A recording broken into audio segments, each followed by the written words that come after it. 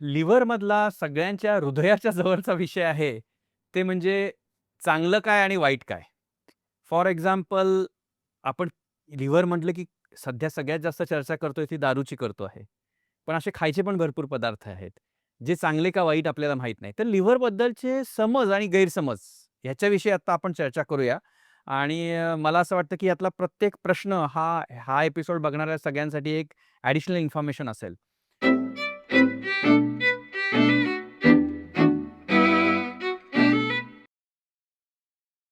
अ, मी काही वाक्य तुम्हाला सांगतो आणि तुम्ही मला सांगा, की हे सत्य आहे का ही हवा आहे? चालेल?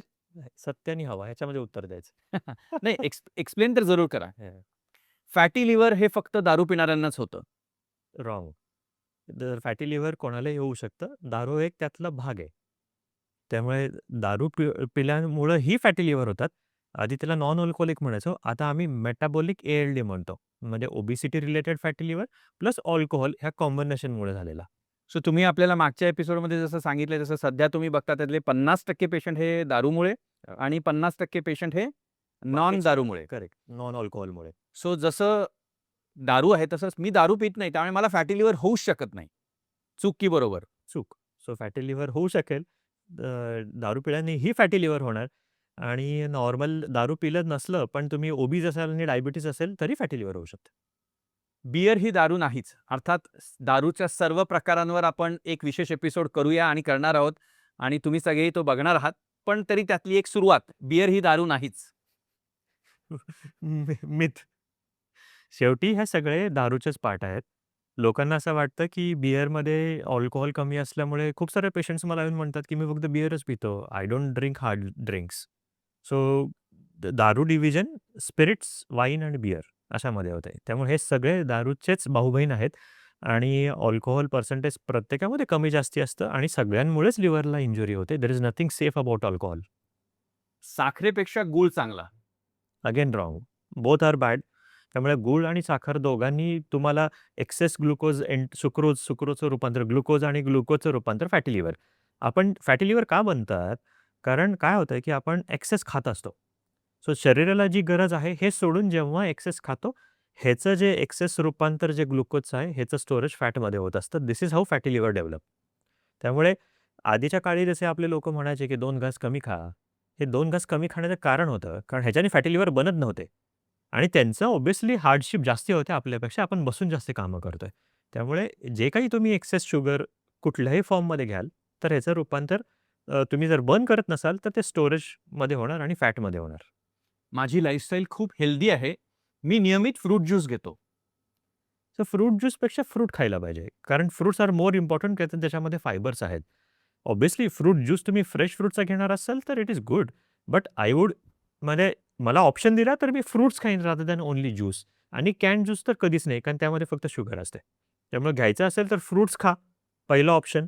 फ्रुट्स खाता येत नसतील काय कारणास्तव, तर मग तुम्ही ज्यूसकडे थोडासा चान्स घेऊ शकता, पण फ्रेश. कॅन्ड किंवा प्रिझर्व्ड जे ह्याच्यामध्ये मिळतात कॅन्समध्ये, पॅक्समध्ये, टेट्रा पॅकवाले, त्याच्यामध्ये nutrition value is very poor. मी म्हणेन ज्यांना फ्रुट्स खाता येत नसतील त्यांनी फ्रुट्स मिक्सरमधून काढून न गाळता करेक्ट. घ्यायला सो हरकत नाही. तुम्हाला दाताचा प्रॉब्लेम आहे, काय आहे, तर तुम्ही मिक्सरमध्ये घ्या. त्याचं फायबर्स कंटेंट महत्त्वाचे आहेत. कारण ते डायजेशनसाठी, मोशन होण्यासाठी फार महत्त्वाचे आहेत. शुगर ॲब्सॉर्प्शनसाठी. शुगर ॲब्सॉर्प्शनसाठी महत्त्वाचे आहेत. करेक्ट. आपल्यापैकी बरेच जण मॉर्निंग वॉकला जातात. चालणे हा आपला राष्ट्रीय व्यायाम आहे आणि चालणं संपल्यानंतर सकाळी एक डिटॉक्स ड्रिंक मिळतं.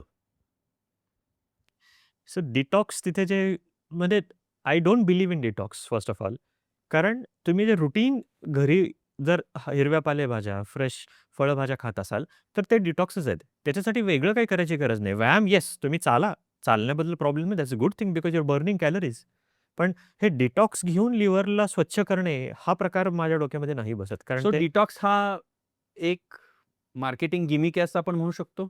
To certain extent to a yes. Certain extent yes. So the best detox is exercise, correct. Not any diet. So best detox is exercise आणि चांगला आहार घेणे. शिळं काही न खाणे, बाहेरचं काही न खाणे, हिरव्या फळभाज्या आणि पालेभाज्या. सगळ्यात कॉन्ट्रोव्हर्शियल प्रश्न सर. हर्बल मेडिसिन्सना साइड इफेक्ट नसतात. ती सेफ असतात.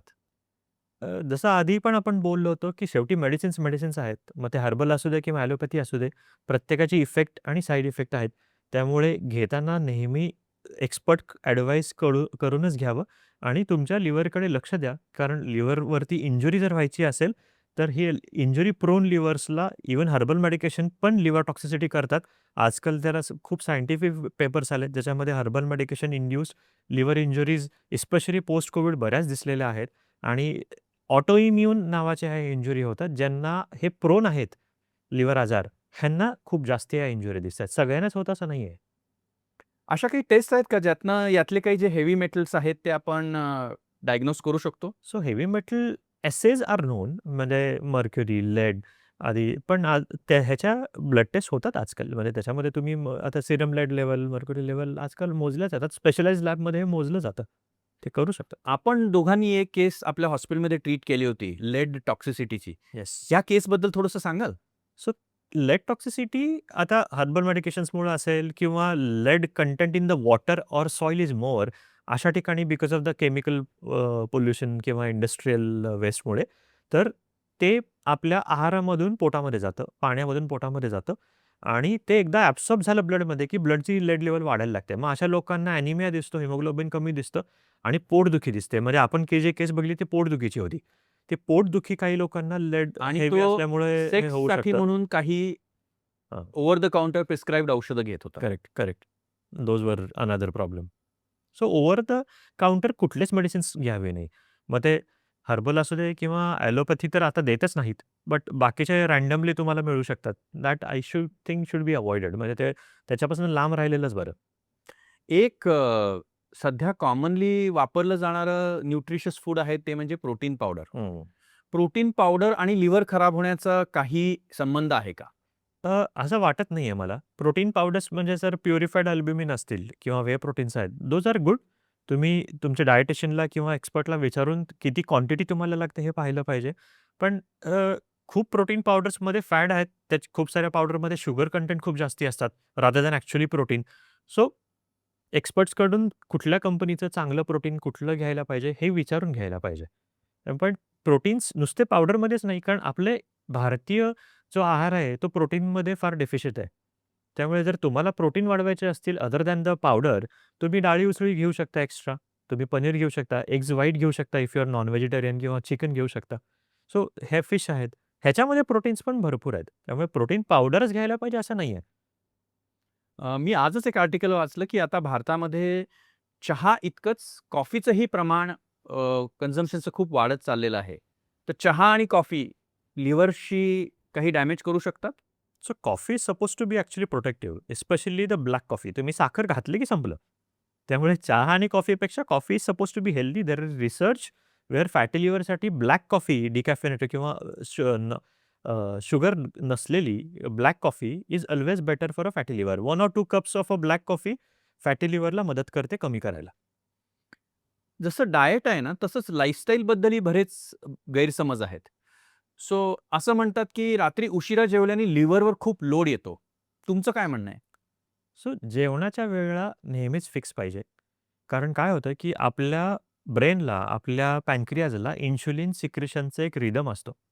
जर तुम्ही वेळी-अवेळी खायला लागला, की हे रिपीटेड इन्शुलिन स्पर्ट्स होतात आणि मग ह्याचं रूपांतर काय होतं, की अल्टिमेटली इन्शुलिन रेझिस्टन्समध्ये आयदर होतं किंवा हे एक्सेस फॅटमध्ये कार्बोहायड्रेट स्टोअर केले जातात आणि मग फॅटी लिव्हर वाढायला लागतात. त्यामुळे इंटरमिटेंट फास्टिंग म्हणा किंवा कमी खाणे रादर दॅन कमी जेवणे, वेळ ही महत्त्वाची आहे. त्यामुळे क्वांटिटी कमी करण्यापेक्षा जर तुम्ही कमी वेळात जेवला आणि तेवढंच जेवला, तर तुमचं फॅट बनण्याचे प्रमाण कमी होईल rather than any other problems. Can physical activity be म्हणजे चांगला एक्सरसाइज आपल्या लिव्हरसाठी प्रोटेक्टिव्ह असू येस. शकतो? So exercise is always healthy because exercise will give you some increase some hormones in the body. त्याच्यामुळे काय होतं, की तुमचे एकतर इन्शुलिन रेझिस्टन्स कमी होतो. दुसरी गोष्ट कार्बोहायड्रेटचं फॅटमध्ये कन्व्हर्जनचं प्रमाण कमी होतं कारण तुमची फॅट बर्न व्हायला लागते किंवा एक्सेस कार्बोहायड्रेट तुम्ही बर्न करता ज्याचे फॅटमध्ये कन्व्हर्जन होणार नाही. Ultimately it is going to keep you very healthy आणि तुमचं मन आणि जे पॉझिटिव्ह एनर्जी असते ती वाढते. त्यामुळे एक्सरसाइज इज ऑल्वेज बेनिफिशियल. कितीही तुम्हाला करता यावं, भले तुम्ही फास्ट वॉकिंग करा रनिंग करा, जिममध्ये जा, वेटलिफ्टिंग करा. पण cardio activity are better to burn calories rather than only weightlifting. So cardio activity नेहमीच थोडी असायला पाहिजे एक्सरसाइजमध्ये. सो आपण असं ऐकतोय की sitting is the next smoking आणि आता भारतातल्या बऱ्याचशा पांढरपेशा व्यवसायांमध्ये आय-टी जॉब्स खूप आहेत, जिथे बैठं काम असतं. तर त्याचा फॅटी लिव्हरवर काही परिणाम होऊ शकतो? कारण बैठं काम म्हणजे जसं आता आपणही बैठं काम करतो किंवा आय टी लोकही बैठं काम करतात. तर ह्याच्यामध्ये जोपर्यंत आपली हालचाल शरीराची होणार नाही, म्हणून 8 to 10,000 ऑफ स्टेप्स वॉकिंग करणे per day that is very important. कारण ह्या स्टेप्स वॉकिंग करतं म्हणजे तुमचे मसल्स ॲक्टिव्हेट होत आहेत. त्याच्यामुळे तुमचं फॅट बर्न होत आहे, कार्बोहायड्रेट्स बर्न होतात आणि ultimately you are remaining healthy. म्हणजे तुमचं लिव्हरच नाही, तर तुमचं heart, kidneys, brain everything is going to be healthy. त्यामुळे येस, सिटिंग जॉब ला तुम्ही स्वतःहून टाईम काढायला पाहिजे. Either you do exercise or during sitting job जसं आपण फिरत असतो. आता हॉस्पिटलमध्ये आपण फिरत राहतो. सो फिरल्या-फिरण्याने तुमचे 7,000-8,000 स्टेप्स होतात. पण उरलेल्या स्टेप्स तुम्हाला कष्ट घेऊन त्याचं कॅलरी बर्न करणं किंवा एक्सरसाइज करणं जरुरी आहे. स्ट्रेस आणि स्लीप याचा लिव्हरवर काही परिणाम होतो? येस.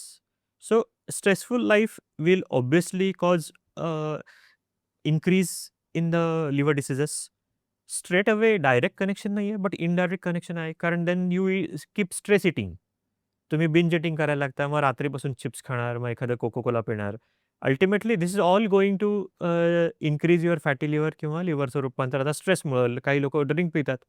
मी म्हणतात मला दररोज 1 पेग लागतो रात्री प्यायला कारण मी एवढं 1-1.5 तास ट्रॅव्हल करतो. दिवसभराचं प्रेशर असतं. प्रेशर रिलीज करायला मला ड्रिंक्स हव्या आहेत. सो हे कारणं चालू होतात द्यायला. त्यामुळे आणि 8 तासाची झोप कंपल्सरी आहे to keep all body healthy. नुसतं लिव्हरच नाही. पण तुमचं पूर्ण लिव्हर शरीर तुम्हाला हेल्दी ठेवायचं असेल, तर 7-8 hours of good sleep is necessary आणि रात्रीची स्लीप. रात्री 2 वाजता झोपून सकाळी 12 वाजता उठणं हे चुकीचं आहे. त्यामुळे तो सर्कॅडियन रिदम जो देवाने बनवलाय आपला, की रात्री 10-11 वाजता तुम्ही झोपी जा. सकाळी 5-6 वाजेपर्यंत उठून तुम्ही कामाला लागा. हेच मेंटेन ठेवणं जरुरी आहे. झोपेविषयी एक सविस्तर सीरीज आपण बनवलेली आहे आणि अतिशय चांगली झालेली आहे. ज्यांना झोपेविषयी अजून जास्त शास्त्रीय माहिती हवी असेल, त्यांनी ही झोपेविषयीची सीरीज जरूर बघा आणि ऐका. मला स्वतःला ती खूप आवडते. हा विषय असाच पुढे कंटिन्यू करूया. सर, आहारामध्ये राईस की chapati? Both are good, both are bad. So excess carb ज्याचे कार्ब्स जिथे एक्सेस आहेत ना, हे सगळे कार्ब्स आहेत. म्हणजे चपाती, भाकरी, भात याच्यामध्ये भाकरीमध्ये फायबरचं प्रमाण जास्ती आहे आणि बाकीच्या गोष्टींमध्ये फायबरचं प्रमाण थोडं कमी आहे. त्यामुळे हे जर तुम्हाला वेट लॉस करायचं असेल, तुम्हाला फायबर मूव्ह करायचं असेल, फॅट शरीरामधून बाहेर, तर कार्बोहायड्रेटवरती रिस्ट्रिक्शन आलंच पाहिजे. त्यामुळं मग हे सगळेच पदार्थ जर तुम्ही अव्हॉइड केला आपल्या भारतीयांच्या डोक्यामध्ये काय बसलं, की चपाती, भाकरी खाल्ल्याशिवाय माझं जेवण संपत नाही. हा एक जो डोक्यामध्ये बसलेला विषय आहे, ह्या आता ह्याच्यावरती मी स्वतः काम केलं, की मी काय केलं फक्त, की सॅलडनी सुरुवात केली आणि जेवताना प्रोटीन्स पहिला खायला सुरुवात केली. म्हणजे डाळ असते आपली किंवा पनीर असतं ते पहिला खायचं. तुमचं एकदा पोट भरायला लागलं, की तुमचा मेंदू जास्त जेवण विचारत नाही. करेक्ट. आणि पोट भरल्याशी महत्त्वाचं आहे आणि न्यूट्रिशन्स ऑब्व्हियसली. त्यामुळे चपाती, भाकरी, भात लोकांना मी म्हटलं, की चपाती, भाकरी, भात कमी करा. अरे, मग ते म्हणतात, "मी खाऊ काय?" आपण खायला असं सिक्वेन्स चेंज करूया. सो सॅलडनी सुरुवात करा. पहिलं प्रोटीन खा, ज्याच्याने तुम्हाला सटाईटी येते, म्हणजे पोट भरल्यासारखं वाटतं. मेंदूला एकदा कळालं, की पोट भरायला लागलं, की पुढचं तर जेवण विचारत नाही आणि मग अल्टिमेटली तुमची फॅट बर्न व्हायला लागते किंवा एक्सेस फॅट बनत बनत नाही. इनफॅक्ट प्रोटीन डाएटमध्ये असलं तर भूक पण बराच वेळ लागत नाही. एक्झॅक्टली. त्यामुळे भात असो, अ, पोळी असो, प्रमाणात असलं आणि प्रोटीनसोबत असलं तर तर काही ठीक आहे. हरकत नाही. एक्झॅक्टली.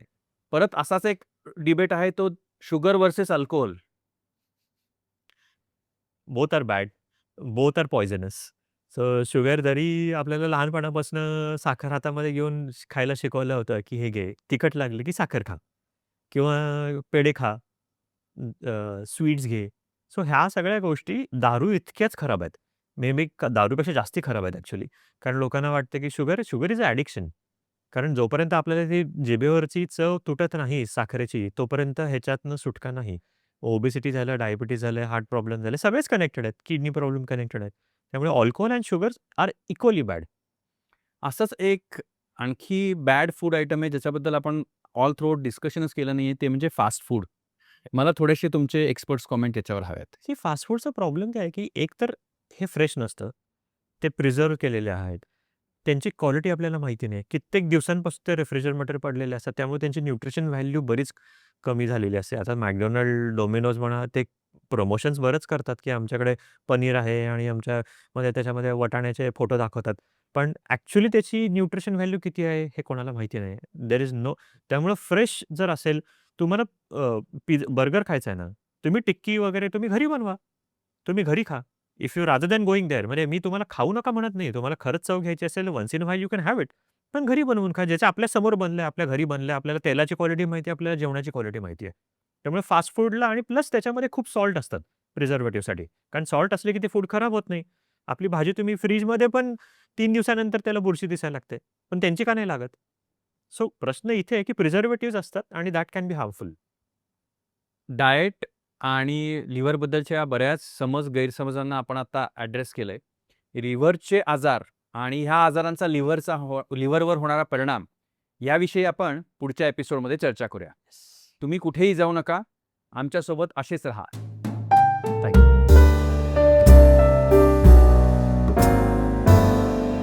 आजचा एपिसोड जर तुम्हाला आवडला असेल तर कॉमेंटमध्ये आम्हाला जरूर सांगा. हा विषय तुम्हाला महत्त्वाचा वाटत असेल तर घरच्यांना हे व्हिडिओ जरूर शेअर करा. आणि हो, असेच आरोग्यपूर्ण विषयी चर्चा ऐकण्यासाठी या चॅनलला जरूर सबस्क्राईब करा.